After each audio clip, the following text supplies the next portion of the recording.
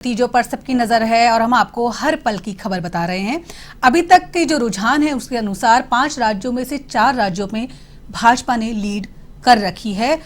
UP में तो बहुमत की तरफ है, उत्तर प्रदेश में भाजपा, और अगर उत्तराखंड की बात करें तो वहां पे भी जो अंतर है कांग्रेस और बीजेपी का काफी आ चुका है। पंजाब में आपने अच्छी खासी बढ़त बना ली है, वो भी वहां बहुमत की तरफ है। गोवा में भी अब बीजेपी थोड़ा सा आगे है। मणिपुर में आगे पीछे का खेल चल रहा है। इन सभी बातों पे चर्चा के लिए स्टूडियो में नए मेहमान जुड़ गए हमारे साथ। आरसी चौधरी जी हैं कांग्रेस से और अर्चित गोयल हैं आप से। नतीजे तो अभी आएंगे, रुझान आप दोनों के सामने हैं। सबसे बड़ा सवाल इस समय चौधरी साहब आपसे ही है मेरा, कांग्रेस कहां खड़ी है? एग्जिट पोल जो कह रहे थे कहीं ना कहीं रुझानों में वो चीज सामने आ गई है।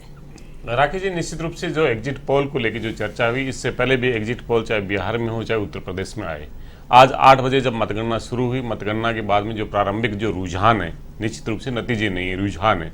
यहाँ पे कहीं किसी विधानसभा पे बैलेट पेपर की काउंटिंग हो सकती है, कहीं पे किसी बूथ पे स्टार्टिंग हो रही है जी। ये जो रुझान है, ना ये किसी को उत्साहित करने वाले होने चाहिए और ना ही किसी को निराश करने वाले होने चाहिए, क्योंकि रुझान एक प्रक्रिया होती है और उसके साथ में मैंने कई चुनावों के दौर को हमने नजदीक से देखा है।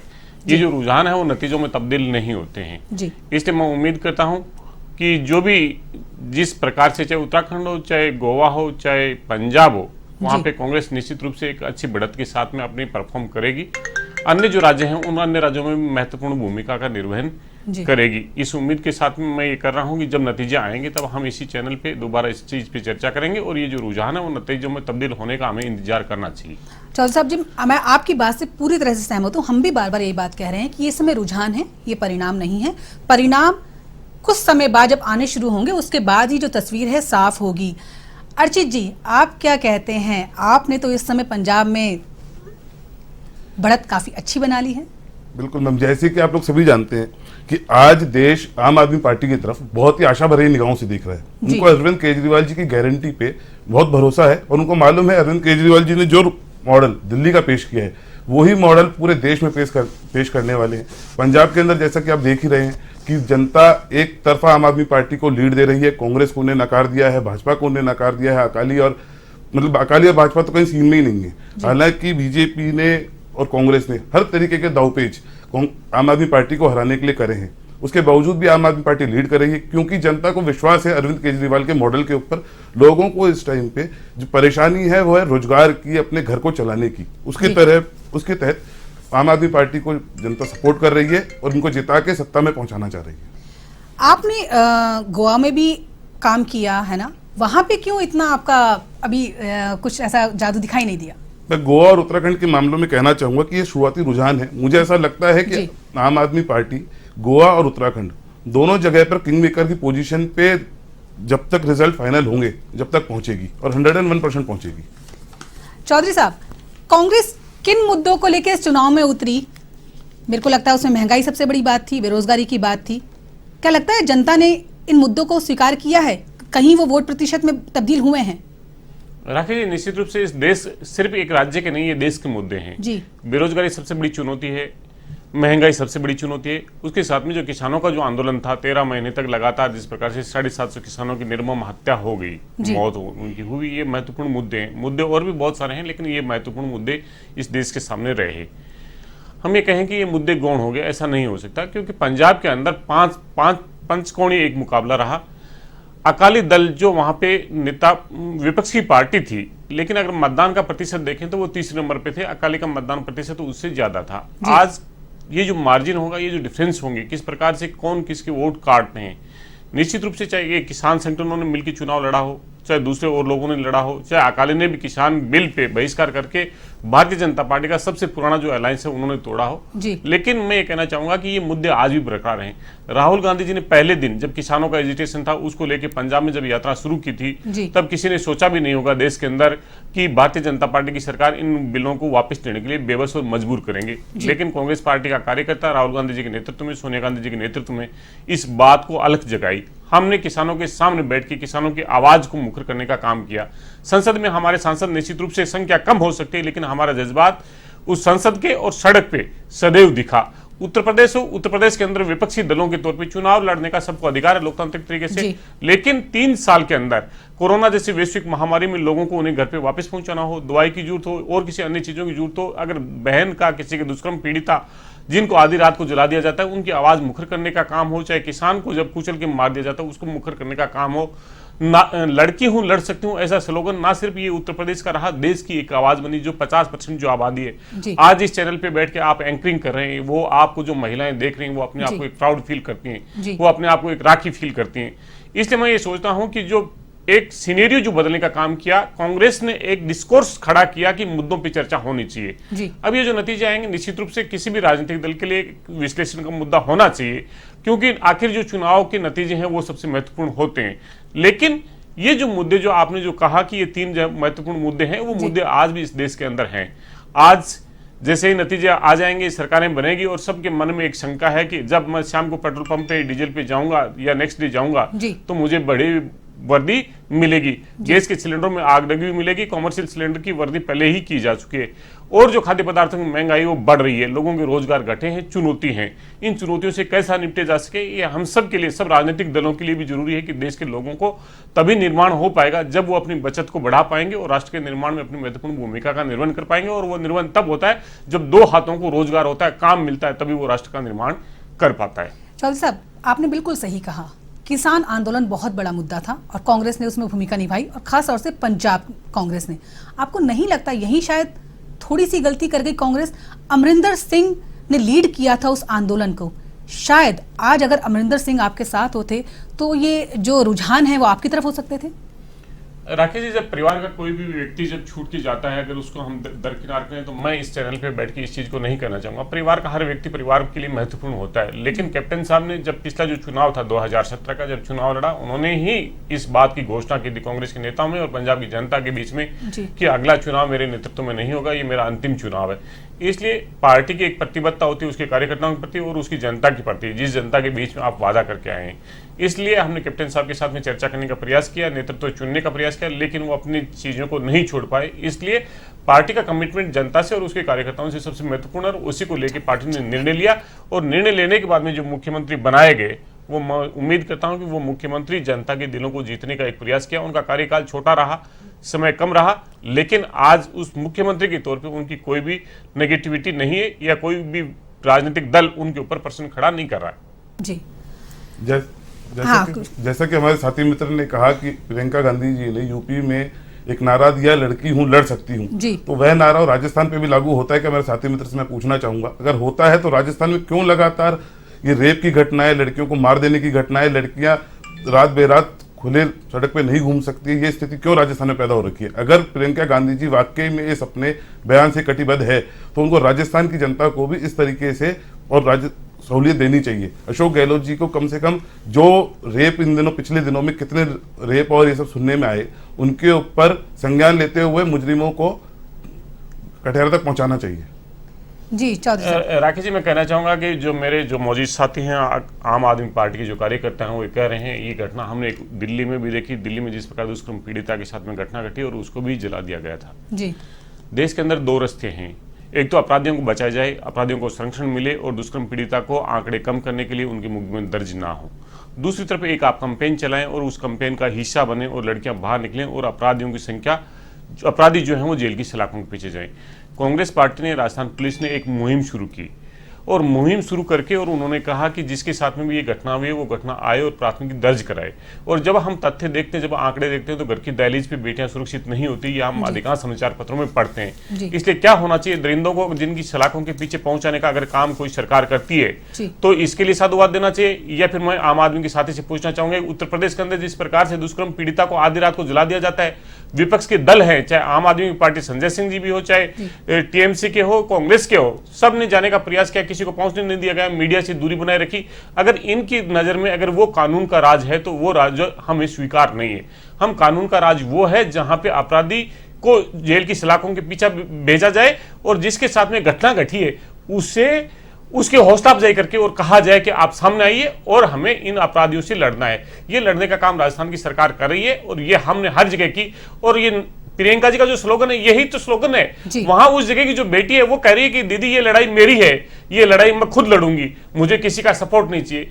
जो अपने हाथरस की जो घटना थी उसके अंदर उसके परिजनों को ट्रक के द्वारा कुचलने के मार के प्रयास किया जाता है, उसके घर में हत्या कर दी जाती है, लेकिन वो बेटी लड़ती किसके खिलाफ में? अन्याय के खिलाफ में।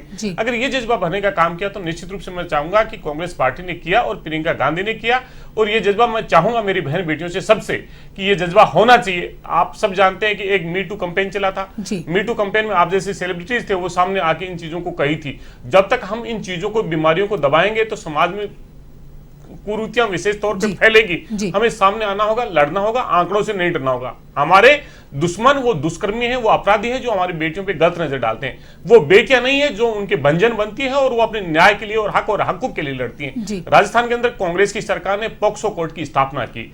ये एक्ट बना था 2013 के अंदर जब यूपीए की सरकार थी। पॉक्सो कोर्ट की स्थापना होनी चाहिए थी। 5 साल भारतीय जनता पार्टी का राजस्थान में सरकार था, पॉक्सो कोर्ट की स्थापना नहीं हुई। सुप्रीम कोर्ट ने इंटरवेन किया, लेकिन राजस्थान की सरकार ने आते ही आज 57 पॉक्सो कोर्ट है और 26 दिन के अंदर दुष्कर्मियों को फांसी की सजा हो रही है। जो नतीजे जो आ रहे हैं, जो जस्टिस जिस प्रकार से वर्डिक्ट दे रहे हैं, वो कानून के दायरे में रहकर दे रहे हैं। मैं कह रहा हूं कानून का राज होना चाहिए, राज का कानून नहीं होना चाहिए जिसमें हमारी पार्टी के लोग तो गुंडागर्दी करें, बदमाशी करें और दुष्कर्म करें और पीड़िता को जला दें। ये हम नहीं चाहते। इस देश के अंदर कानून का राज होना चाहिए और उसके प्रतिबद्धता को निर्वहन करने के लिए प्रियंका गांधी जी ने जो मुहिम चलाई, हमारे नेताओं ने जो चलाई, राजस्थान की पुलिस ने जो चलाई, मुख्यमंत्री जी स्वयं गृह मंत्री उन्होंने चलाई, इसलिए मैं उनका साधुवाद करना चाहूंगा कि उन्होंने उनके साथ में खड़े हुए आंकड़ों से भय नहीं हुआ, विपक्षी दलों के आरोप से भय नहीं हुआ। हमारी बेटी को न्याय मिलना चाहिए और उसके लिए हम आज भी लड़ रहे हैं। मैं साथ ही में बहुत ही अच्छी बात कही कि लड़कियों को स्ट्रांग होना पड़ेगा और सामने आना पड़ेगा अन्याय के खिलाफ। पर जो बोल रहे हैं दिल्ली की बात, दिल्ली के अंदर अरविंद केजरीवाल जी के हाथ में पुलिस नहीं है, उसके बावजूद भी उन्होंने सीसीटीवी कैमरे जगह जगह लगा के, मतलब दुनिया भर के तमाम रिकॉर्ड उन्हें तोड़ दिए सीसीटीवी कैमरे लगाने के अंदर। वो इसीलिए लगाए हैं कि भाई कम से कम उनके हाथ में पुलिस भले ही नहीं है, पर उन्होंने हर जगह पर ऐसी सर्विलेंस डाल दी है कि अन्याय होने से करने से पहले अपराधियों को 100 बार सोचना पड़ता है। और दिल्ली में अपराधों के मामले में बहुत भारी कमी आई है। और आज राजस्थान की अगर बात करें तो यूपी के बाद में राजस्थान दूसरे नंबर का राज्य है जहाँ पे सबसे ज्यादा रेप होती है। जी चलिए, मैं एक बार आप दोनों को एक बार रोकना चाहूंगी। देहरादून से हमारे संवाददाता हैं यशराज आनंद, वो एक बार हमसे फोन लाइन पे जुड़े हैं। यशराज, आप मुझे सुन पा रहे हैं? जी जी, बोला जाए। यशराज, कैसा माहौल है इस समय देहरादून में? उत्तराखंड की राजनीति में एक बड़ा बदलाव इस बार वहां पे देखने को रुझानों के हिसाब से मिल रहा है। भाजपा ने अच्छी खासी वहां बढ़त बनाई है रुझानों के अंदर। 41 सीटों पर भाजपा इस समय आगे है और 25 सीटों पर रह गई है कांग्रेस रुझानों के हिसाब से। क्या माहौल है इस समय वहां पर? बिल्कुल, यहाँ पर जो माहौल अभी बदला हुआ बिल्कुल नजर आ रहा है। भाजपा बढ़त बनाते हुए दिख रही है। मैं आपको बताना चाह रहा हूँ कि चक्राता से बीजेपी को 1554 वोट, कांग्रेस को 3359 वोट, विकासनगर से 17,550 और कांग्रेस को 16,395, सहसपुर से 15,800 भाजपा को और कांग्रेस को 25,763। उसी तरीके से धर्मपुर से 6,536 और कांग्रेस को 7,674। मान लीजिए, मतलब यह हो रहा है कि भाजपा हर सीट पर बढ़त बनाते हुए दिख रही है। राजपुर जो कि कांटे की टक्कर है उसमें बीजेपी भी आगे दिख रही है। बीजेपी को 7,857 और कांग्रेस को 4,674 वोट मिले हैं।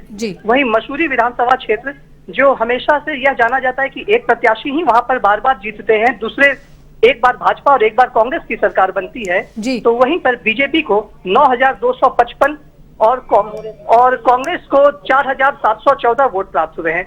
डोईवाला से मैं बताना चाह रहा हूं कि 9,928 भाजपा को और कांग्रेस को 3,794, यानी लगभग सीटों पर यदि देखा जाए तो भाजपा बढ़त बनाए हुए है। ऋषिकेश की यदि मैं बात करूं तो भाजपा को 4,158 और कांग्रेस को 2,857 वोट मिले हैं। जी यशराज, मैं आपसे पूछना चाहूंगी, आपका वहां पे क्या इस समय रोल है? आपको कितने वोट मिल रहे हैं? बिल्कुल, आम आदमी पार्टी तो यहाँ पर कुछ एक जगह से वो जीतती हुई दिख रही है जिसमें उसे चक्राता, उसमें कुछ वोट पड़ रहे हैं, लेकिन अन्य जगह से आम आदमी पार्टी बिल्कुल जीरो चल रही है। जी यशराज, बहुत धन्यवाद आपका, फिर आपसे एक बार जुड़ेंगे। चलिए स्टूडियो में वापस आते हैं। अर्चित गोयल और आरसी चौधरी जी हमारे साथ हैं। चौधरी साहब, बहुत अच्छे वक्ता हैं आप, बहुत अच्छा आपने बोला, मुझे बड़ा अच्छा लगा। क्या आपको नहीं लगता ये सब बातें अगर आप जनता तक सही तरीके से पहुंचाएं क्योंकि हमेशा चाहे भाजपा हो चाहे आम आदमी पार्टी हो, यही आरोप लगते हैं कि कांग्रेस ने किया क्या इतने सालों में। राकेश जी, आप सही करें कि जनता तक पहुंचने का जो माध्यम होता है वो उसके माध्यम में पार्टी के कार्यकर्ता भी होते हैं और लोकतंत्र का जो चौथा रक्षक और चौथा स्तंभ जो होता है वो मीडिया भी होता है जी। और मीडिया की सेंसरशिप को लेके जिस प्रकार से पूरे देश के अंदर ये मीडिया की जो निष्पक्षता को लेके जो प्रश्न उठे हैं उसके अंदर जो रैंकिंग के तौर पे हम जा रहे हैं वो निश्चित रूप से चुनौतीपूर्ण है। अब जैसे कम चैनल हैं जो जनता की आवाज को मुखर करने का काम करते हैं, लेकिन मैं इसके लिए इतना ही कहना चाहूंगी कार्यकर्ताओं को निश्चित रूप से कहीं ना कहीं अगर हमें नतीजे के तौर पे नहीं मिलते हैं तो हम हमारी योजनाओं को जिनका जिक्र कर रहे हैं उनको धरातल पे ले जाने में कहीं ना कहीं असफल होते हैं। जो मेरे साथी बैठे हैं उन्होंने बात की कि हमने दिल्ली का मॉडल पूरे देश में लेके जा रहे हैं। इससे पहले जब 2014 का था गुजरात को मॉडल को लेके गए, गुजरात के मॉडल को आम आदमी पार्टी ही जब वहां पे गई और कांग्रेस भी गई और पिछली बार कांग्रेस को बहुत अच्छी वहां पे सफलता भी मिली, हम सरकार बनाने में असफल रहे, लेकिन वहां पे वो मॉडल धरातल पे कहीं नजर नहीं आया। आज राजस्थान की सरकार ने जो कोविड का दौर था उस कोविड के दौर में देश के प्रधानमंत्री को यह कहना पड़ा कि भीलवाड़ा जो मॉडल है वो कोविड से निपटने का एक बेहतरीन मॉडल है। जो माननीय मुख्यमंत्री ने जो बजट पेश किया उस बजट को लेकर राजस्थान के अंदर हर वर्ग को किसी भी विपक्षी दल के पास में उस पर प्रतिक्रिया जाहिर करने का प्रतिक्रिया करके उसको निंदा नहीं कर सकते। उन्हें किसी दबे शोर में ये कह रहे हैं कि इसका इम्प्लीमेंटेशन कैसे होगा, उन्हें सिर्फ इस पे शक लगता है, उन्हें उनकी नीयत पे कहीं कोई नजर नहीं आ रहा। इसलिए मैं कहना चाहूंगा मॉडल है राजस्थान का जिसमें स्वास्थ्य के मामले में राजस्थान की 7.5 करोड़ जनता, आज 8 करोड़ जो 10 लाख जो जनता है वो सुरक्षित है। उसे ये भय नहीं है कि उसके स्वास्थ्य को लेकर कैसे चिंतित होना पड़ेगा। जो दिल्ली का जो मॉडल की चर्चा करते हैं, जो मोहल्ला क्लिनिक की सबसे ज्यादा चर्चा हुई थी, वो मोहल्ला क्लिनिक ने कोविड के दौरान में दम तोड़ दिया था। वहां पे उन मोहल्ला क्लिनिक के अंदर कुत्ते बैठे हुए नजर आए थे। वहां पे जब ऑक्सीजन की बात थी, भिवाड़ी ने ऑक्सीजन दी हरियाणा को, भिवाड़ी ने ऑक्सीजन दी दिल्ली को, और राजस्थान ऑक्सीजन कहां से लेके आया, उड़ीसा से लेके आया और कोलकाता से लेके आया, लेकिन लोगों के बीच में कैजुअलिटीज नहीं होने दी। ना सिर्फ राज्य के लोगों को, लेकिन जो पड़ोसी जो राज्य हैं वो भी राजस्थान में पहुंचे इलाज कराने के लिए। ये आप और सब चैनल्स ने दिखाया। मॉडल होता है जनता के प्रति हमारी जवाबदेही का। 5 साल के लिए जनता चुनती है और 5 साल हमने सेवा करने में अगर किसी भी मॉडल पे चर्चा करनी हो तो मैं बेहतरीन कर सकता हूं। 1200 इंग्लिश माध्यम स्कूल अगर खुले हैं तो किसी भी राज्य में, राजस्थान के अंदर खुले। आप जो दिल्ली में अगर बात करेंगे कि एक स्कूल का हमने अंदर स्विमिंग पूल किया, तो दिल्ली के मॉडल को अगर शीला दीक्षित के मॉडल पे लेके जाएंगे तो वहां पे जो सामुदायिक भवन है वहां पे स्विमिंग पूल है। आपकी बात बिल्कुल सही। आप दिल्ली मॉडल की बात कर रहे हैं, मैं पंजाब की बात करूं तो पंजाब में आपको भी 5 साल मिले, वो आपको रुझानों में क्यों नहीं दिखाई दे रहा? क्या आपका जो काम है क्या वो जनता ने पसंद नहीं किया? पंजाब मॉडल में जो कांग्रेस ने काम किया क्या वो जनता ने पसंद नहीं किया? राकेश जी, निश्चित रूप से सही कर रहे हो। 5 साल ही नहीं मिले, इससे पहले भी पंजाब के अंदर कांग्रेस पार्टी को एक लंबा समय मिला, लंबा वक्त मिला, और उसी लंबे वक्त की वजह से आज जो पंजाब है वो इतना समृद्ध है कि वो देश के अंदर दिशाएं चेंज करता है। मैं पंजाब के लोगों को साधुवाद देना चाहूंगा कि पंजाब के लोग सत्ता को परिवर्तन करने का और लोगों को एक अवसर देने का सदैव वो उनके पास में प्रयास रहा है। बसपा जैसा अगर राजनीतिक दल का उदय है वो उत्तर प्रदेश में कम हुआ, उससे पहले वहां पंजाब के अंदर उनकी सीटें जीत के आई। वो अगर समर्थ बनाने का कहीं पे कोई सोच थी और कोई काम किया तो वो कांग्रेस पार्टी की देन थी, जो आज धान का कटोरा वो बना हुआ है। आज जो और चीजों को लेके गए हम निश्चित रूप से हमने की राष्ट्रीय सिनेरियो है, हमारी जो पाकिस्तान की जो सीमाएं हैं हमारे पड़ोसी मुल्कों से छूती है, जहां पे हमारी सुरक्षा बॉर्डर को लेकर चुनौती है, उस सब चुनौतियों से निश्चित रूप से कांग्रेस ने निपटने का काम किया। आज जो माननीय मुख्यमंत्री जिसे हमने प्रत्याशी के तौर पर किया, मैं तो आज भी उम्मीद करता हूं कि वहां पे जो नतीजे हैं वो कांग्रेस के पक्ष में आएंगे। लेकिन अगर नतीजे फिर भी पक्ष में नहीं आते हैं तो निश्चित रूप से पार्टी को ये विश्लेषण करना है कि हमारी कहां पे चूक हुई, और विश्लेषण करेंगे तभी हम आगे 2024 का चुनाव होगा उसमें सफलता पा पाएंगे। वही बात अगर हम उत्तराखंड की करें तो वहां पे भी राजस्थान जैसा इतिहास है, एक बार बीजेपी एक बार कांग्रेस, पूरी उम्मीद थी, पूरा मतलब सबसे ज्यादा उम्मीद ही एग्जिट पोल में भी अगर कहीं सरकार बनती दिख रही थी तो उत्तराखंड में कांग्रेस की सरकार बनती दिख रही थी। लेकिन जो अंतर है रुझानों का बहुत ज्यादा आ चुका है, वहां क्या चूक हुई? क्या वहां पर अब अच्छा विपक्ष नहीं बन पाए? राकेश जी, निश्चित रूप से जो आपने जो अभी जो आपके जो रिपोर्टर थे जिससे ग्राउंड से जो उन्होंने सूचना दे रहे थे, उससे पहले भी हमारे जो साथी हैं वो अलग अलग जिलों के अंदर प्रभारी के तौर पे हैं, पार्टी के बहुत से लोग हैं वो वहाँ पे काम कर रहे हैं, उनसे भी हमारी चर्चा हुई। जब वो आंकड़े बता रहे थे उन्होंने कहा कि 7,000 पे कांग्रेस है, 6,000 पे बीजेपी है, मतलब बहुत कम मार्जिन पे है। इसलिए मैं उम्मीद करता हूँ कि निश्चित रूप से जो लीड चल रही है उत्तराखंड के अंदर कांग्रेस की सरकार बनेगी, और कांग्रेस की सरकार उत्तराखंड में इसलिए बनेगी कि ना सिर्फ विपक्ष की भूमिका निर्वहन किया, वहां पे पार्टी के तमाम जो नेता हैं उन्होंने मिलकर ये काम किया। हमने अंतिम समय में हमारी जो नेता प्रतिपक्ष थी उसको वहां पे उत्तराखंड में खोया भी, उनका हम सबको दुख है, लेकिन उत्तराखंड की जनता पे हमें पूर्ण विश्वास है वो कांग्रेस को जनादेश देगी और जब नतीजे आएंगे तो नतीजों के बाद में इस पर चर्चा करेंगे। चलिए, बहुत अच्छा आपका एक आशावादी रुख है और हम भी चाहते हैं कि जब परिणाम आए तो हम एक बार फिर बैठें और उम्मीद करते हैं परिणाम आपके कुछ पक्ष में आ जाए। आप दोनों स्टूडियो में आए। अर्चित जी, आपका बहुत धन्यवाद। चौधरी साहब, आपका